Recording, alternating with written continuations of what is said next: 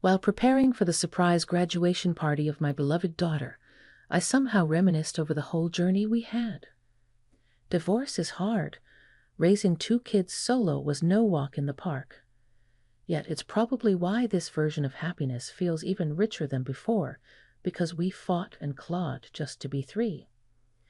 I hummed to myself while getting things together for the party when someone came to our house. I was still getting my stuff ready when the door turned in. I figured John wanted some more time to mind his own business, or whatever. Then there stands a face that caught me by surprise. Casually lifting one hand, he greeted her. His look was comparable to a hobo, but it stopped me in my tracks, stunned into silence. Dad? I pulled my eyes away from the pages and toward his voice to see the two kids I dropped at school. They both shot Rob a look of equal parts disgust and disbelief that you could have done such a thing. John's words were refused by my daughter Melina. She stated he is no longer her father and attempted to lead John into the house. Bet you can't live without me, eh? You want me to look after you again or nah? His words succeeded to grasp everyone's attention. They all just started for a few seconds. We all laughed at his ridiculous statement, and Rob seemed a bit confused at first before anger washed over him. He went off about how he was not to be ridiculed. What's all this noise? What's going on? At that moment, someone came out of the house to see what was going on. And what about my ex-husband?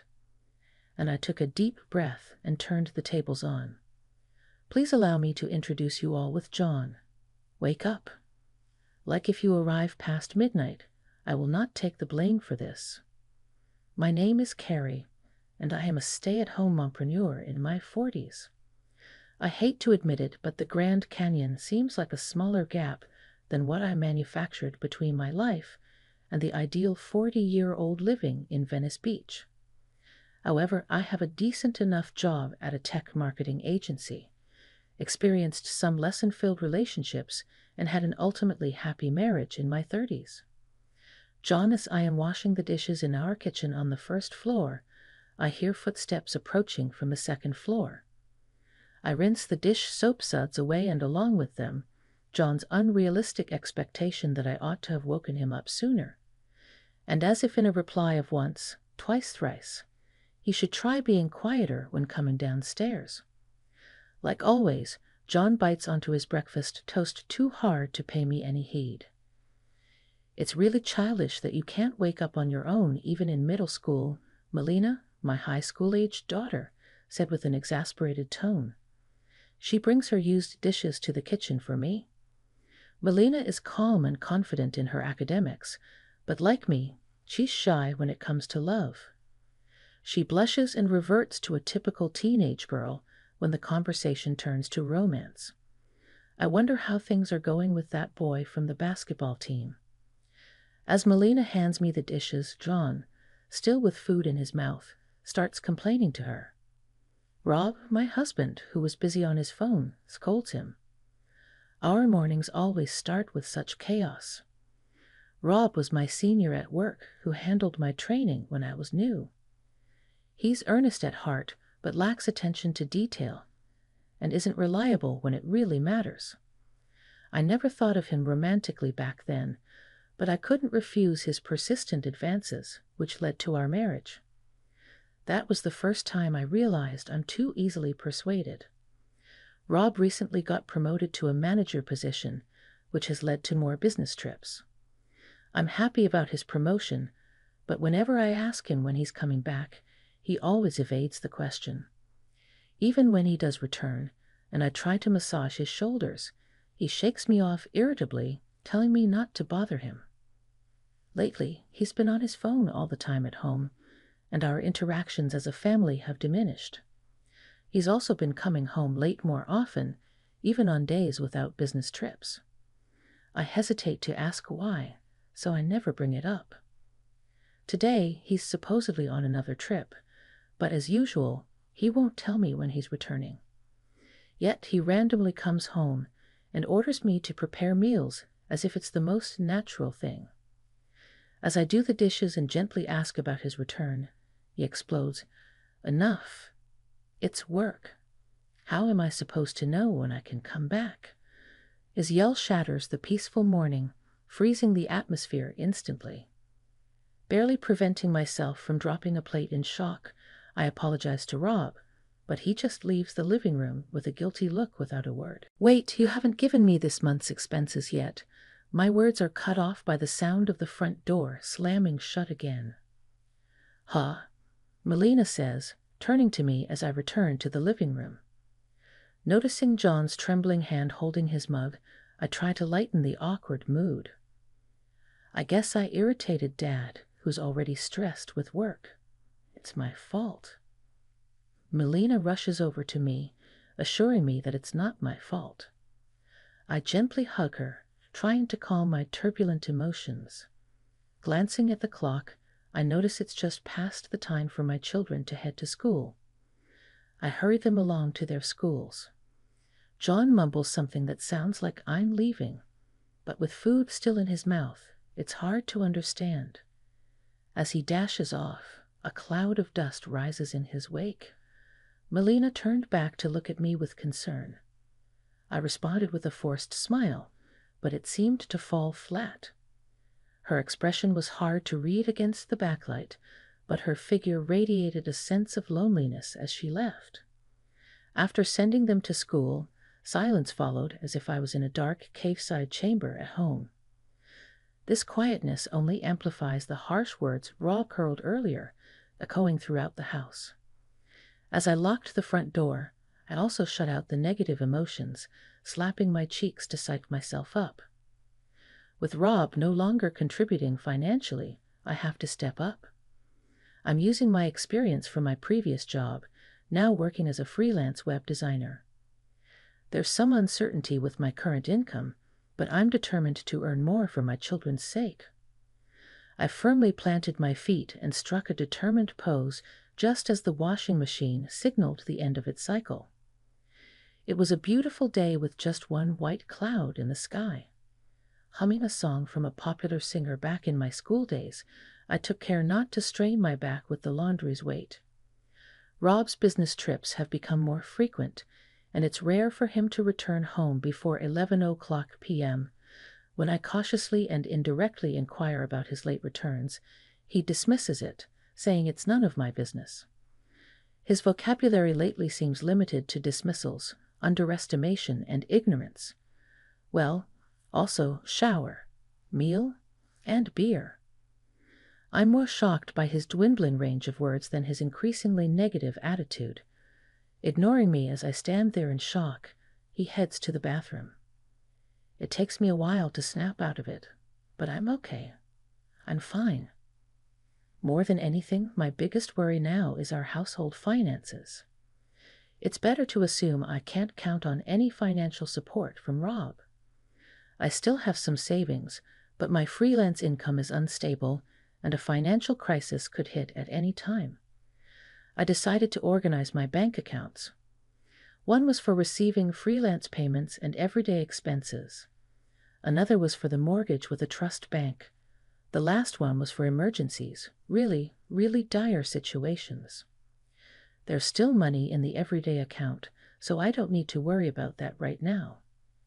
However, the trust bank account, while still holding funds, gives me a headache when I think about the nearly 20 years left on the mortgage. I don't want to think about it now, so I gently close the online banking. Then there's the third one. I rarely check it, so the balance shouldn't have changed, but it's been a while since I last checked, and I'd forgotten how much is left. As I checked the transaction and traced the lines of numbers, I'm in denial about my worsening presbyopia. And let's not even start on the increasing fine lines around my eyes and mouth, how foundation doesn't sit well anymore, or how marks on my arm from dozing off at the desk don't fade easily anymore. I decided to stop belittling myself and faced reality. Focusing intently on the small numbers, I noticed an unfamiliar withdrawal from recent dates, and it was not just a small amount. My children don't know about the accounts. Could it be a scam? But it would be strange for a thief to only take some of the money from this account. After pondering for a while, the thought of a man comes to mind. It cast an ache in my head that's incomparable to earlier. It's unlikely that Rob would return home while it's still light outside. It might as well hail tomorrow. As I watch the chicken grilling, I think to myself it's fine when Rob is just lazily watching comedy shows on TV.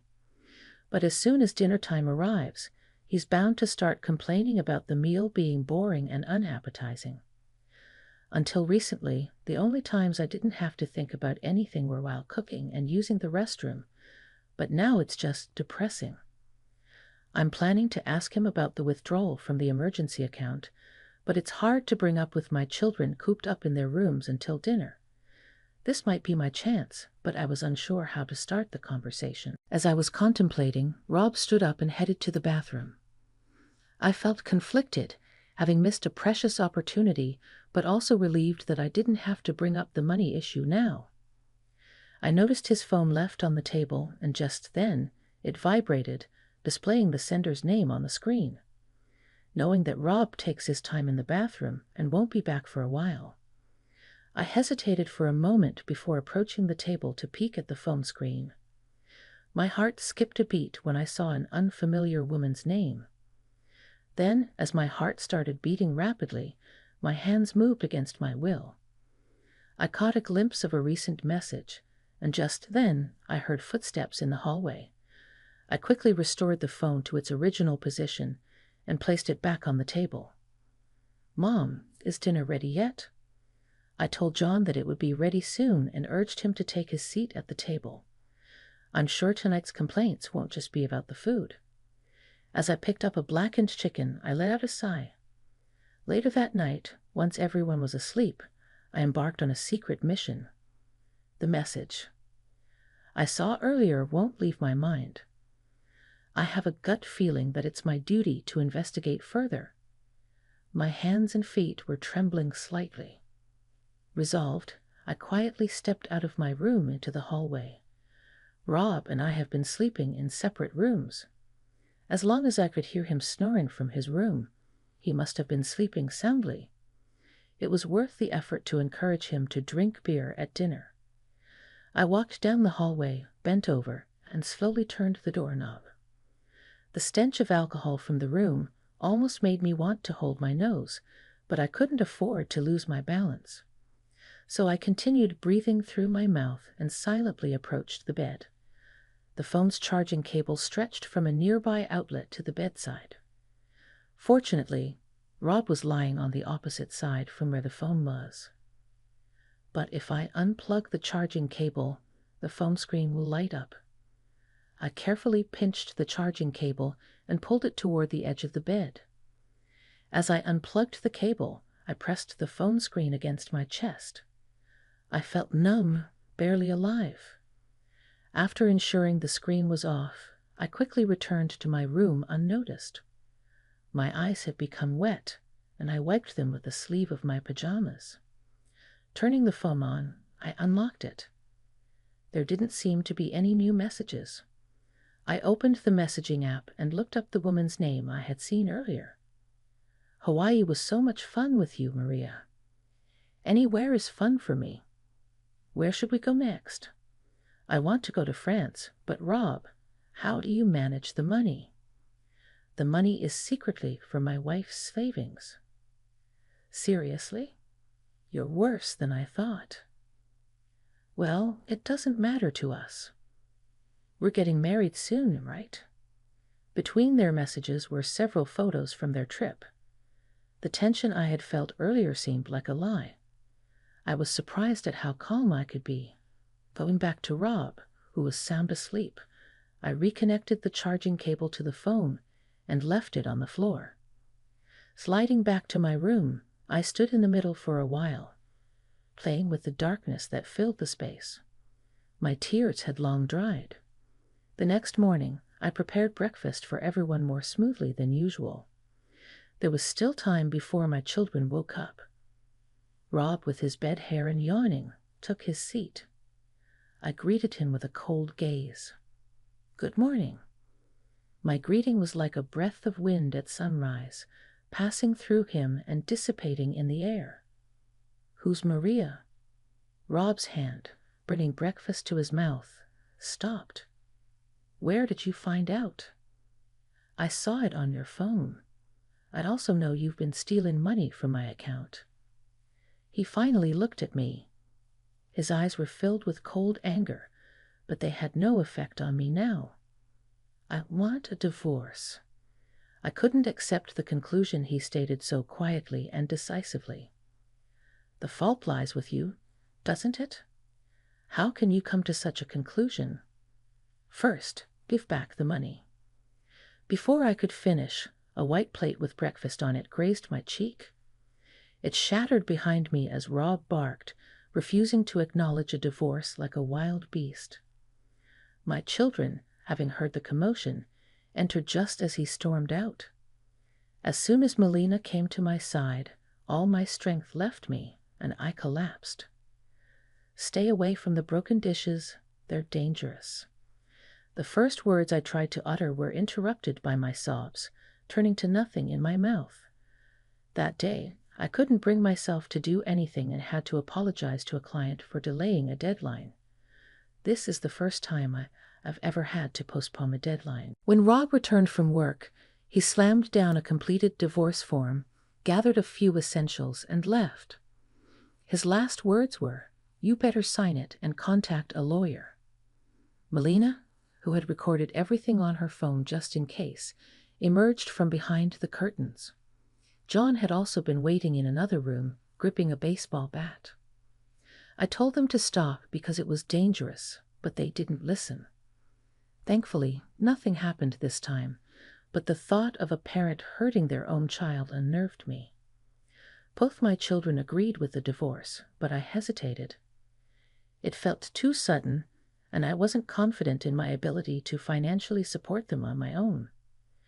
After discussing and sharing my honest feelings with my children, we decided I would get divorced. Melina said she would contribute her part-time job earnings to the household, and John offered to help more with chores.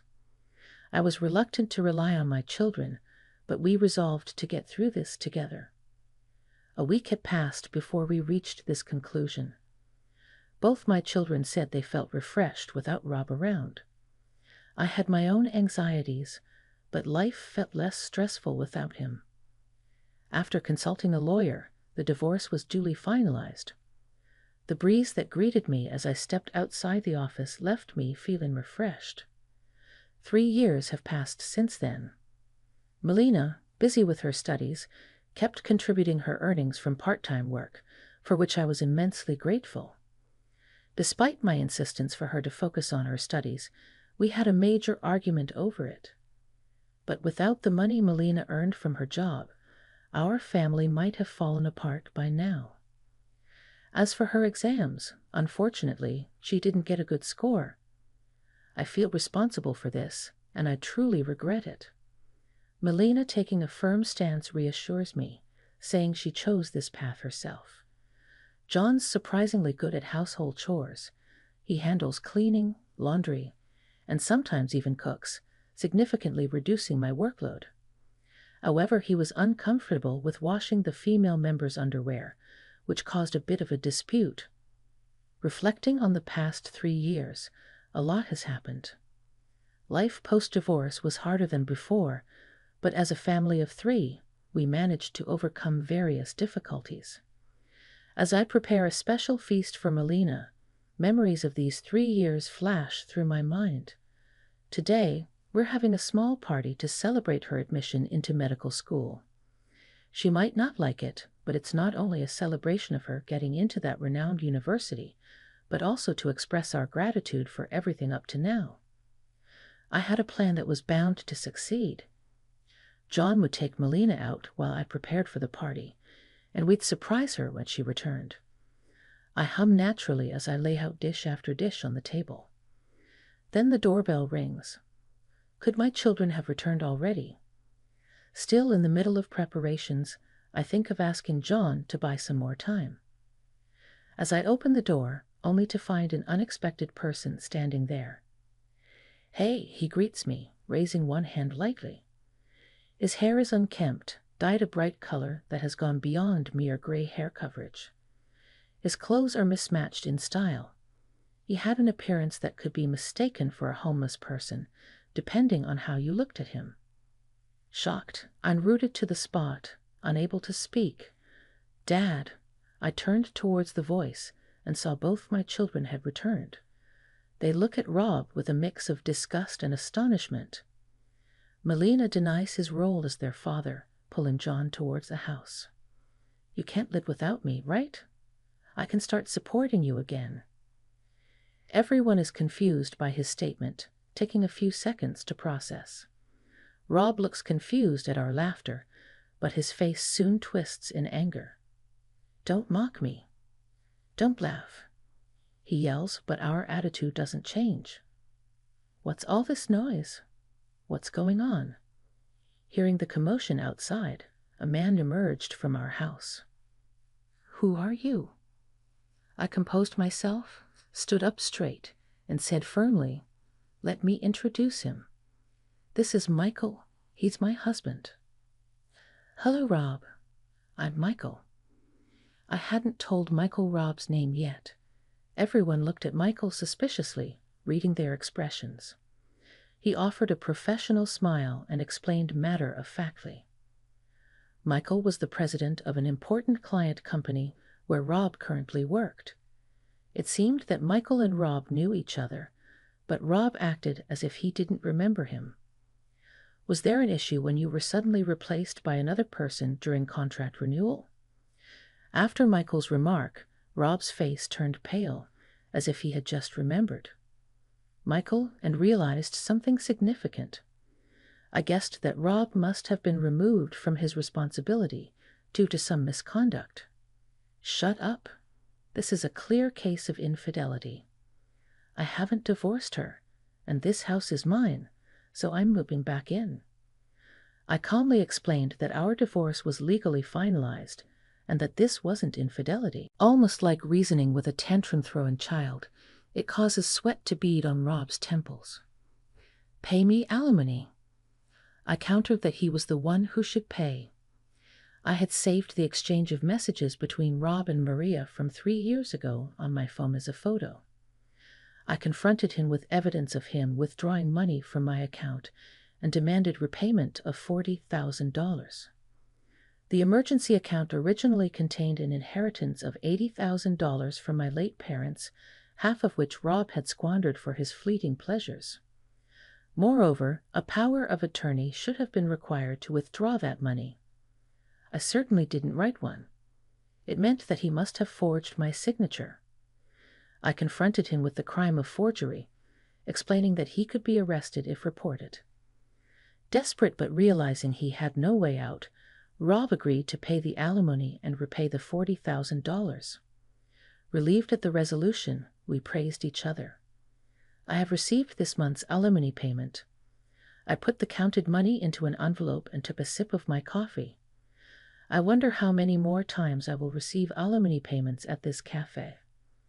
As I stare at the rippling surface of the water in my cup, I'm lost in thought. Since that incident, Rob's life has taken a significant turn.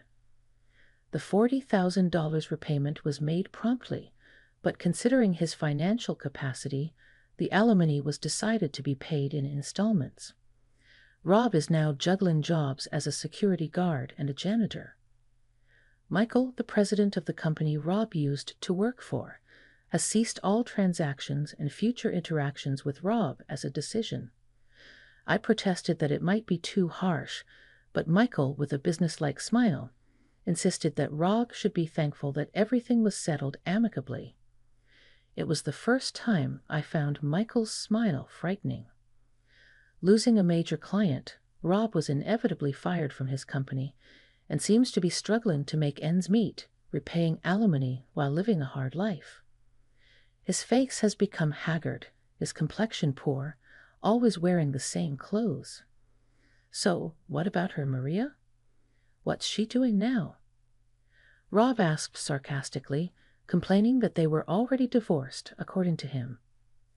Maria racked up an unreasonable debt and then disappeared, leaving Rob, the guarantor, obligated to repay the debt. and he is paying my alimony and repaying the debt at the same time, even though he's had a tough time.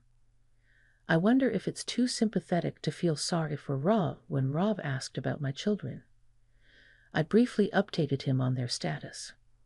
Melina is excelling at medical school, attracting some attention, though her strong character has apparently made her a few enemies after the divorce turmoil. JN, inspired by the incident, is now studying to become a lawyer specializing in infidelity cases.